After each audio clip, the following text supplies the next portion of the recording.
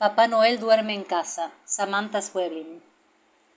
La Navidad en que Papá Noel pasó la noche en casa fue la última vez que estuvimos todos juntos. Después de esa noche papá y mamá terminaron de pelearse, aunque no creo que Papá Noel haya tenido nada que ver con eso. Papá había vendido su auto unos meses atrás porque había perdido el trabajo. Y aunque mamá no estuvo de acuerdo, él dijo que un buen árbol de Navidad era importante esa vez, y compró uno de todas formas. Venía en una caja de cartón, larga y plana, y traía una hoja que explicaba cómo encajar las tres partes y abrir las ramas de forma que se viera natural. Armado era más alto que papá, era inmenso, y yo creo que por eso ese año Papá Noel durmió en nuestra casa. Yo había pedido de regalo un coche a control remoto. Cualquiera me venía bien, no quería uno en particular, pero todos los chicos tenían uno en esa época y cuando jugábamos en el patio los autos a control remoto se dedicaban a estrellarse contra los autos comunes, como el mío. Así que había escrito mi carta y papá me había llevado hasta el correo para enviarla. Y le dijo al tipo de la ventanilla, «Se la enviamos a Papá Noel», y le pasó el sobre. El tipo de la ventanilla ni saludó, porque había mucha gente y se ve que ya estaba cansado de tanto trabajo. La época navideña debe ser la peor para ellos. Tomó la carta, la miró y dijo, «Falta el código postal». «Pero es para Papá Noel», dijo papá, y le sonrió y le guiñó un ojo, se ve que para hacerse amigo, y el tipo dijo, «Sin código postal no sale». «Usted sabe que la dirección de Papá Noel no tiene código postal», dijo papá. «Sin código postal no sale», dijo el tipo, y llamó al siguiente. Y entonces papá trepó el mostrador, agarró al tipo del cuello de la camisa y la carta salió. Por eso yo estaba preocupado ese día, porque no sabía si la carta le había llegado o no a Papá Noel. Además no podíamos contar con mamá desde hacía casi 2 meses. Y eso también me preocupaba, porque la que siempre estaba en todo era mamá, y las cosas salían bien entonces, hasta que dejó de preocuparse, así nomás, de un día para otro. La vieron algunos médicos, papá siempre la acompañaba, y yo me quedaba en la casa de Marcela, que es nuestra vecina. Pero mamá no mejoró. Dejó de haber ropa limpia, leche y cereales a la mañana. Papá llegaba tarde a los lugares a los que debía llevarme y después llegaba otra vez tarde para pasarme a buscar. Cuando pedí explicaciones, papá dijo que mamá no estaba enferma, ni tenía cáncer, ni se iba a morir. Que bien podría haberlo pasado algo así, pero él no era un hombre de tanta suerte. Marcela me explicó que mamá simplemente había dejado de creer en las cosas, que eso era estar deprimido, y te quitaba las ganas de todo y tardaba en irse.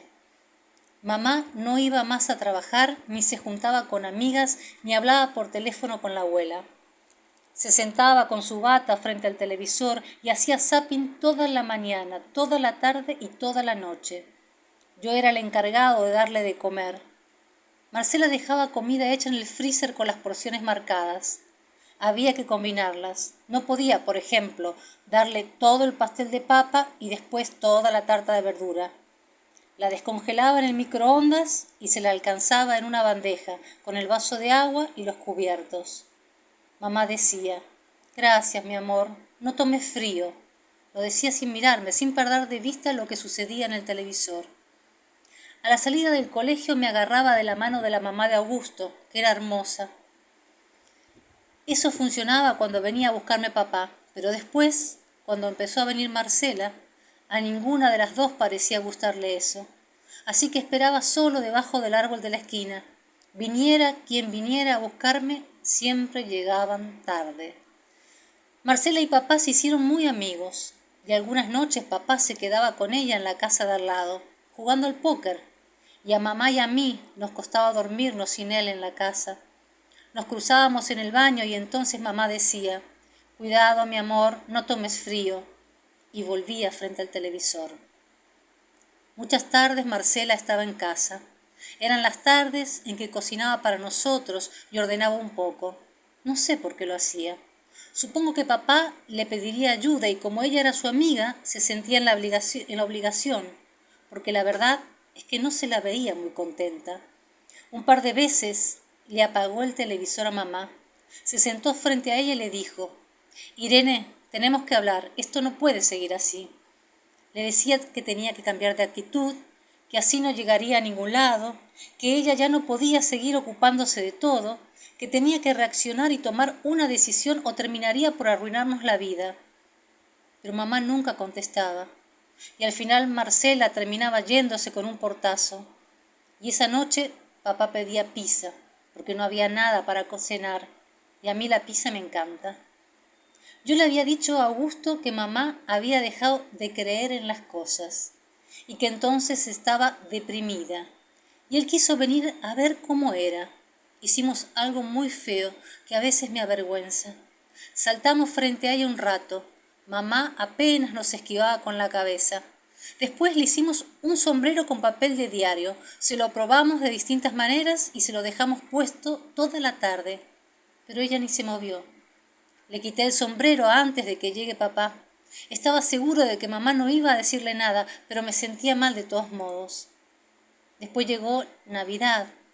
Marcela hizo su pollo al horno con verduras horribles, pero como era una noche especial, me preparó además papas fritas. Papá le pidió a mamá que dejara el sillón y cenara con nosotros. La movió cuidadosamente hasta la mesa. Marcela la había preparado con un mantel rojo, velas verdes y los platos que usamos para las visitas. La sentó en una de las cabeceras y se alejó unos pasos hacia atrás.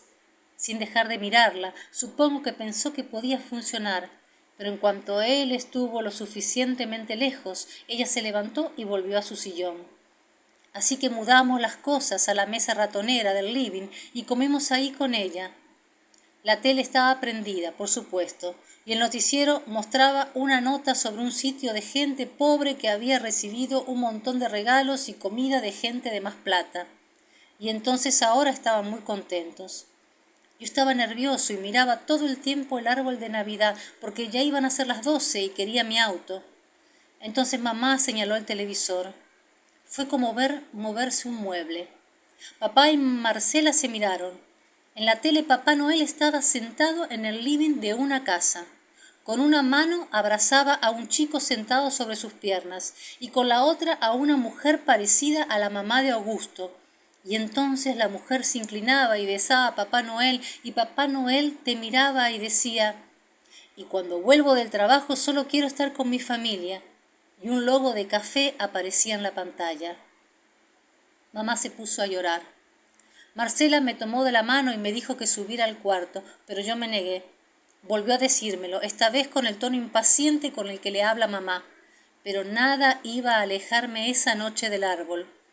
Papá quiso apagar el televisor, pero mamá empezó a luchar con él como una nena. Sonó el timbre y yo dije: «¡Es Papá Noel!».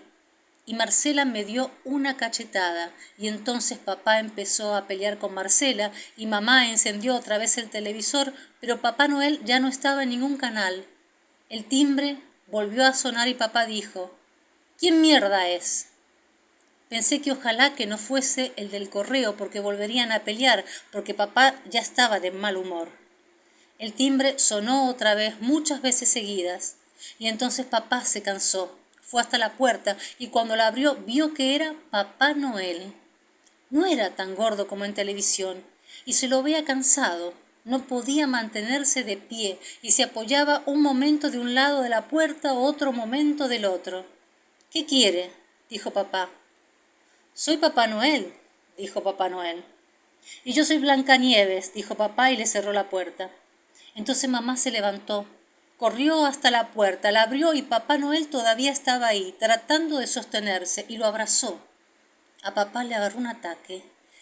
«¿Este es el tipo, Irene?», le gritó a mamá y empezó a decir malas palabras y a tratar de separarlos. Y mamá le dijo a Papá Noel: «Bruno, no puedo vivir sin vos, me estoy muriendo». Papá logró separarlos y le dio a Papá Noel una trompada, y Papá Noel cayó para atrás y quedó seco como sobre la entrada. Mamá empezó a gritar como loca. Yo estaba triste por lo que le estaba pasando a Papá Noel y porque todo esto atrasaba lo del auto, aunque por otro lado me alegraba ver a mamá otra vez en movimiento. Papá le dijo a mamá que iba a matarlos a los dos, y mamá le dijo que si él era tan feliz con su amiga, ¿por qué ella no podía ser amiga de Papá Noel? Cosa que a mí me pareció lógica.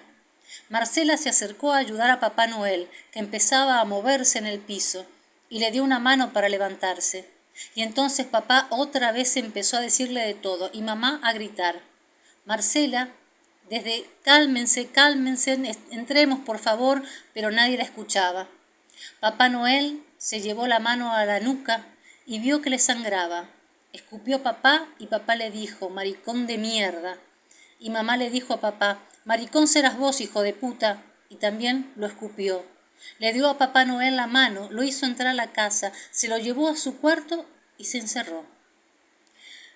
Papá se quedó como congelado, y en cuanto reaccionó se dio cuenta que yo todavía estaba ahí y me mandó furioso a la cama. Sabía que no estaba en condiciones de discutir. Me fui al cuarto sin Navidad y sin regalo. Esperé acostado a que todo quedara en silencio, mirando nadar en las paredes el reflejo de los peces de plástico de mi velador. No tendría mi auto a control remoto, eso era clarísimo. Pero Papá Noel dormía en casa esa noche y eso me aseguraba un año mejor.